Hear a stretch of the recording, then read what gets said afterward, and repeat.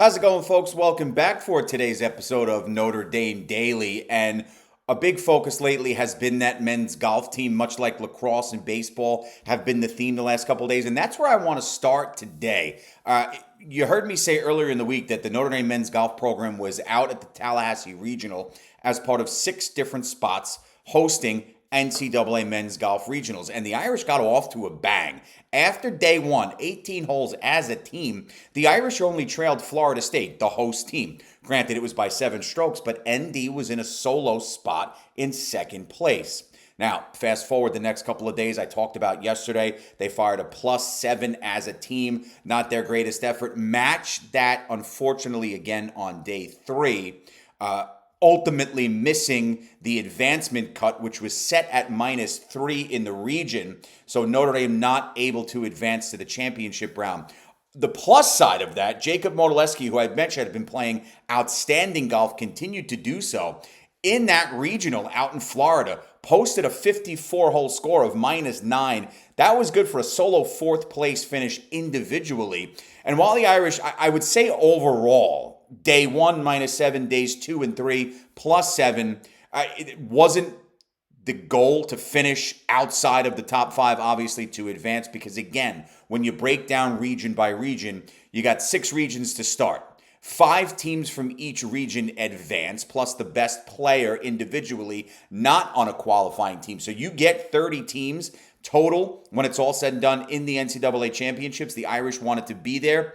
Looked good after day 1, day 2 and 3, and not good enough. But I don't know that I would call this an unsuccessful trip to make it this far and then play well and have one of the better players in America in Jacob Modeleski really show out. I think that's a great sign of things to come, and I thought this was a solid season for Notre Dame, particularly on that first 18 holes of the tournament at the regional, coming back off a top 8 finish in the ACC championships. I know the 7th place finish was a bit underwhelming to most, but to come out here and play good golf, at least at the start, and then see one of your better players really solidify himself as one of the best players in that region, if not the country, was a big deal.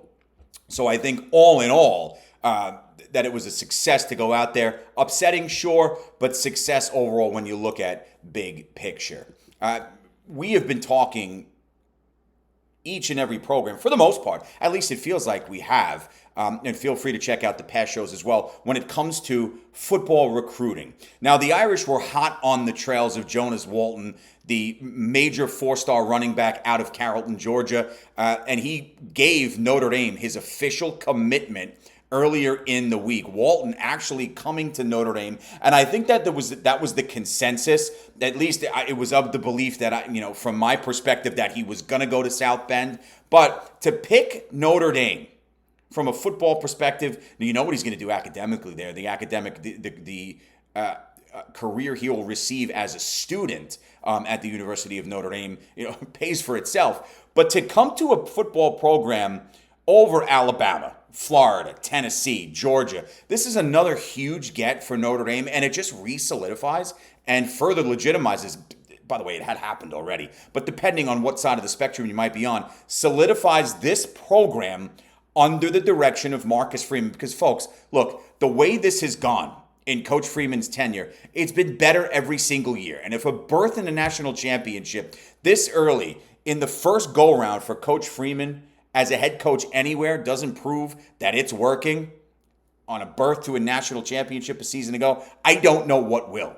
But now when you parlay that with the fact that this program continues to recruit at an unbelievable clip, specifically as it relates to this 2026 class with Walton, which Walton will be a part of, this is a huge deal. This is another big fish that Freeman and company have been able to go out and get. And Walton, we talked about it last week, being in Notre Dame's final group, having the Irish in that final group, along with the Volunteers, along with Georgia, along with the Crimson Tide. To come to Notre Dame, he made it official earlier in the week, and this loaded 26 class continues to get even bigger.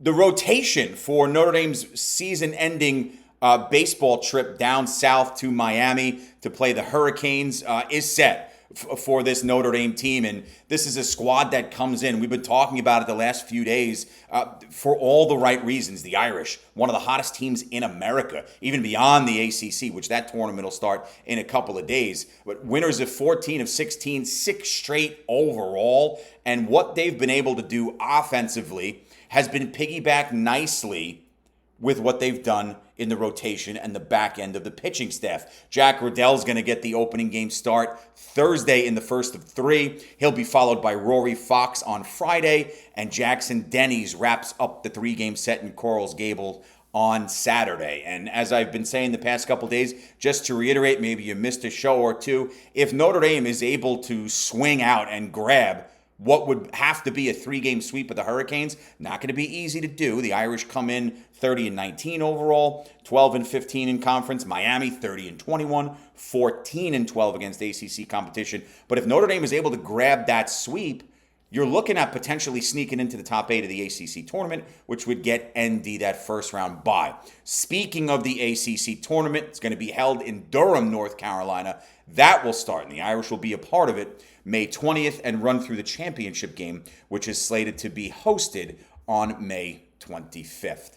And while things seem to slow from the big sports focus, the big 3, if you will, football, basketball, hockey season ending, lacrosse still ongoing, right? But just because some of the big players on campus from a major sport perspective have wrapped up their seasons doesn't mean the accolades don't continue to roll in. And I want to focus on the Notre Dame fencing program on both the men's and the women's side. When you're able to get national honors across the country, fencing is one of those niche sports, but it's got a big following for those that are very passionate about it. And Notre Dame, everyone involved in that athletic family, many of them continuing to receive accolades. We talked about what they've done on the lacrosse side. We've seen what happens in basketball and football.